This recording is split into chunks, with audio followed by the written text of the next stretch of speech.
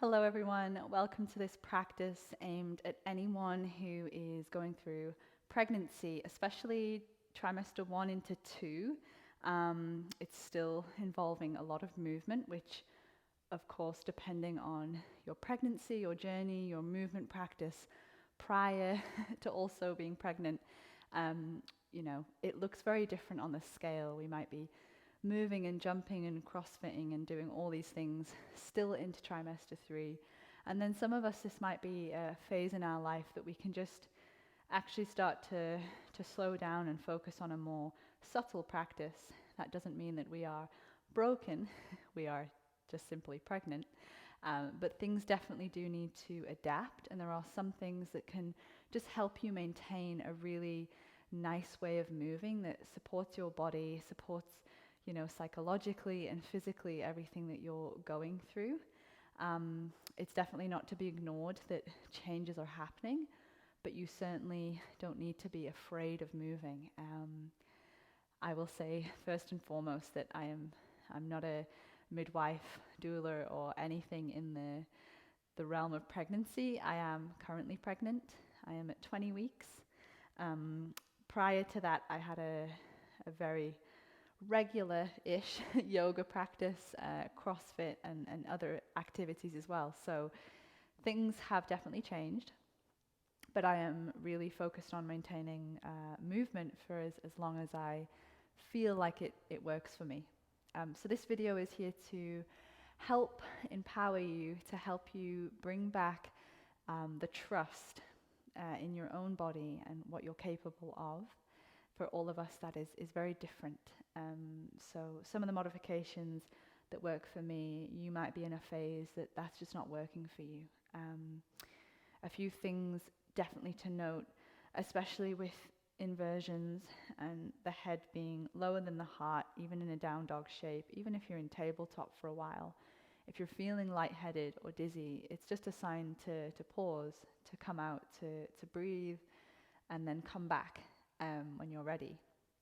Also, you might be already feeling a very increased heart rate. You could be having some pelvic pain, some ligament changes, and especially for me, if I maybe move quite suddenly or rapidly, I will experience these. It's just a signal to pause and then to come back in. So always checking back in with how you feel, stopping something if it doesn't feel good, and then also just being really confident that you know best. You know better than anyone else right now, especially when you're in tune to your own pregnancy.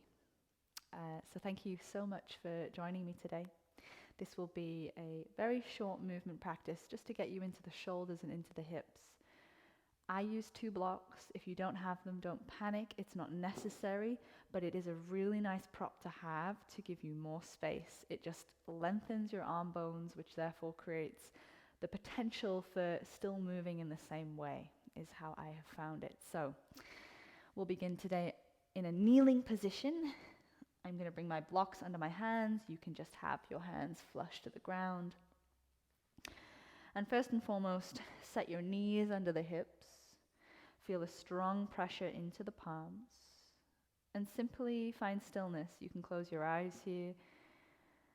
Notice your breathing. Maybe your breathing is not so deep as it used to be. Maybe you're still able to breathe down into the hips and the belly.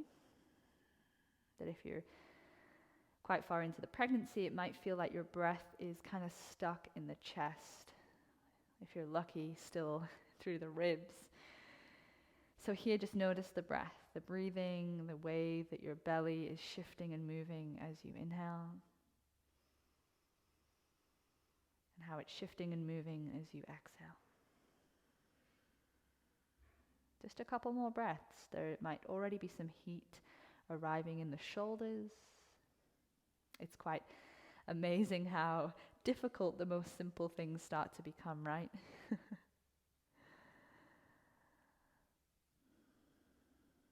Taking one more breath. Nice. Tuck the chin and draw the shoulder blades up towards the sky so they separate. It's like an angry cat pose.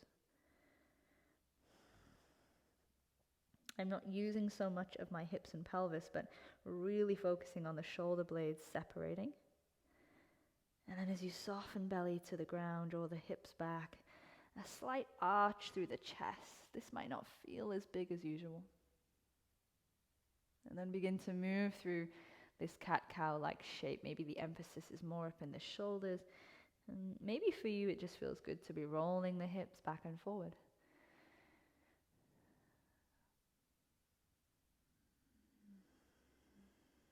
Just a couple more.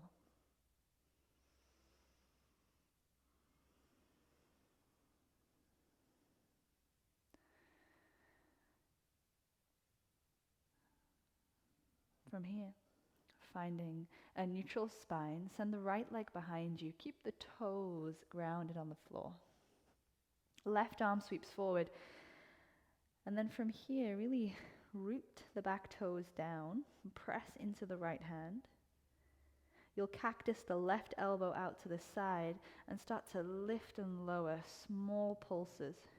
So your left shoulder blade is just sitting on the back and then releasing. Keeping strong through the back leg. So we're having a bit of engagement in the right glute. Left hand lands. Sweep the right foot out to the sides. The toe and the heel land in line with the left knee. Tuck your left toes under.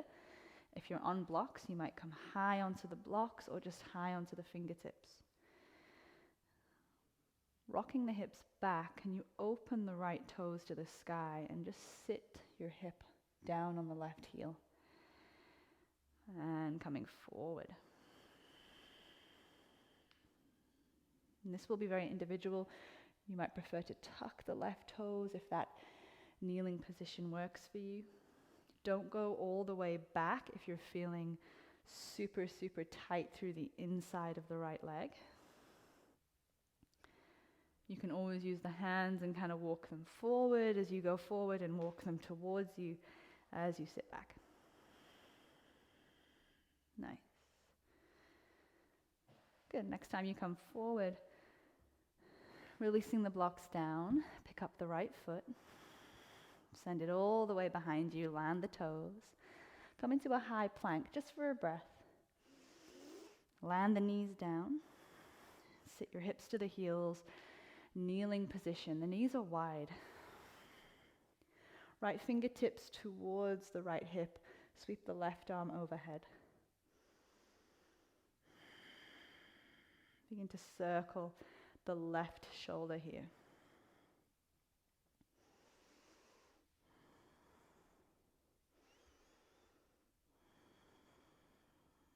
We're not moving so much from the ribs or the belly.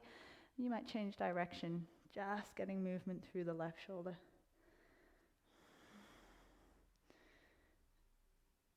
Good. Fingertips walk forward just a few inches, so depending on how big or small the belly still is, you might just be here, upright, tall spine. If it feels good, you could still sink down into the forearms, kind of like a child's pose, and just let the belly hang.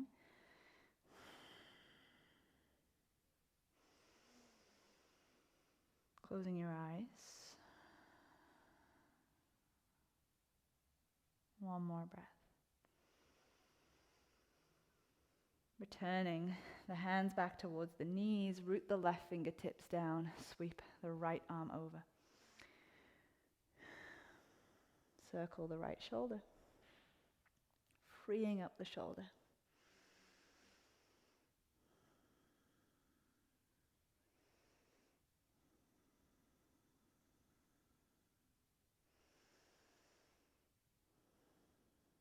Change direction.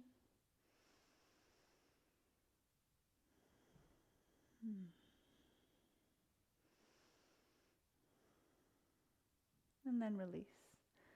Come back to tabletop. From here, the left leg goes behind you, toes are tucked. Press down through the thumbs, reach the right hand forward. Cactus the right elbow out to the side and start to pulse up and down.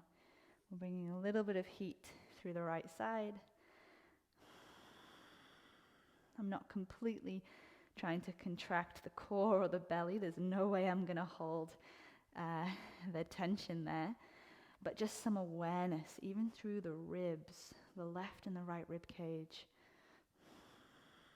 Little squeeze of the left glute, pulsing for 3. Good for 2. And land the right hand. Left toes out to the side, wide sweep. Land the toes and the heel. Tuck the right toes under. And from here, lifting left toes up as you push back. Again, you can walk the hands forward and back. You could come high onto blocks if you have them. We're really just opening your inner groin.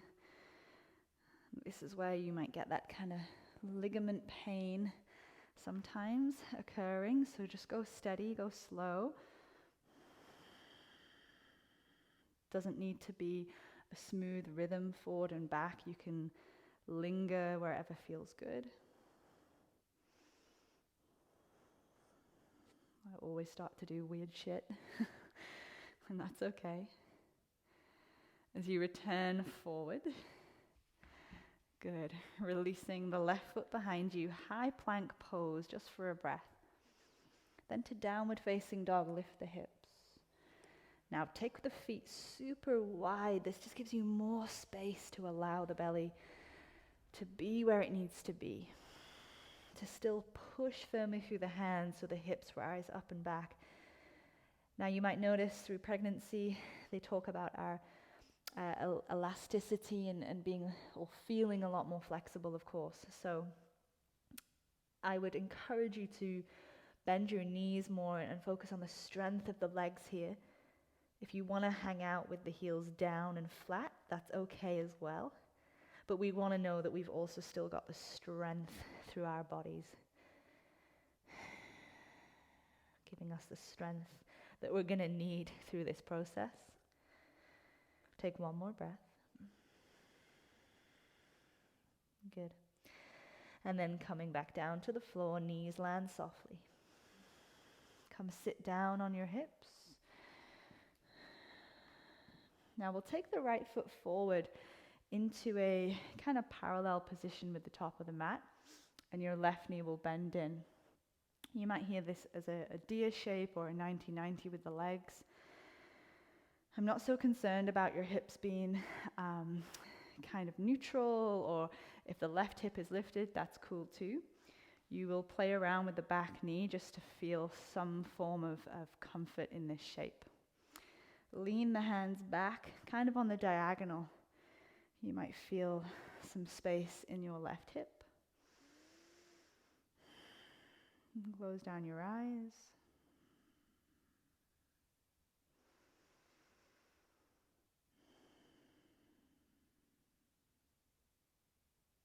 And come to sit up nice and tall.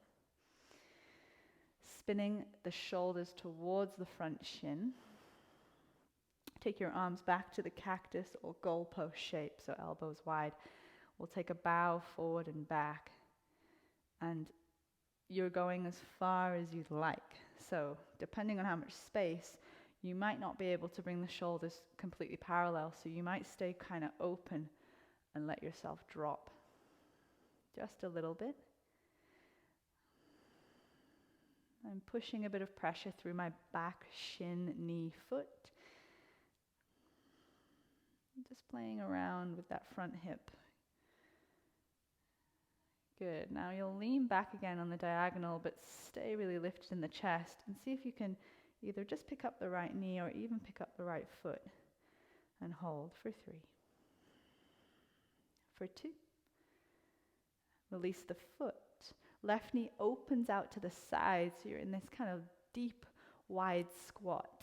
You can adjust the feet if you need. You could take a bit of a rock. With control, landing in the other direction. So now the left knee is parallel, the right knee draws in. Sit nice and tall for a moment, and just establishing where you want the shoulders. That might be forward, that might be slightly open. Casual lean back into the hands. Bit more relaxed here.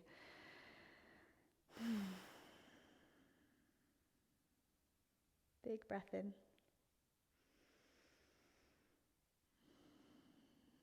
Coming up slowly. Goalpost your arms out. Feel the shoulder blades clip on the back and forward and back. Teeny movements. So there I just felt that my left knee was a bit too wide and I just wanted to bring it in slightly to the midline, and that felt like it was a better position for me to play with. And that's what we've got to be really open to these changes and just keep adapting and evolving as you keep adapting and evolving. So beautifully and magically. It is crazy. Nice. As you lean back into fingertips, chest is broad. This time you're just lifting the knee up slightly, or seeing if you can pick up the entire shin and foot, holding for 3. Sit tall for 2. Landing the left foot down, open again to the wide edge of the mat. Right knee pops open. This time arms could be out. You could keep them behind you for some help. Leaning over to the right. Back through center. Should feel quite sticky. Over to the left. Good. Back through center. This time soles of feet together, knees out. You don't need to press your knees to the floor. I'd actually prefer it if there was some elevation here. Grabbing your ankles, holding the knees, whatever you need. Close down your eyes. Breathe wherever is possible. That might be into the back. That might be into the chest.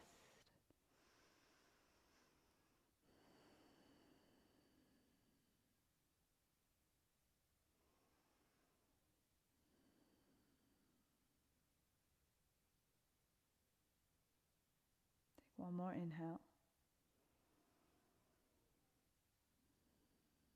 Bringing the knees up and in, feet planted. So this might be a wide stance for you. If it's hard to sit tall here on your sit bones, just lean back into the hands, no big deal. You're going to find a comfortable seat. You could lean your back against the wall. You can cross your legs, come sit on a block. Just take a moment here, one hand on the chest, one hand on the belly, if that's comfortable for you. Honor and acknowledge all the changes occurring, knowing that they might not come with ease. And through the struggle and the changes, may we learn more about ourselves, our resilience.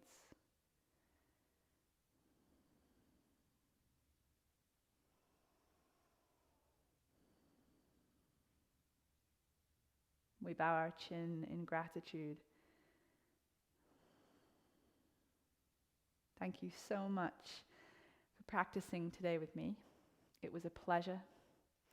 And I hope to see you again soon. Stay healthy, stay well. Thank you.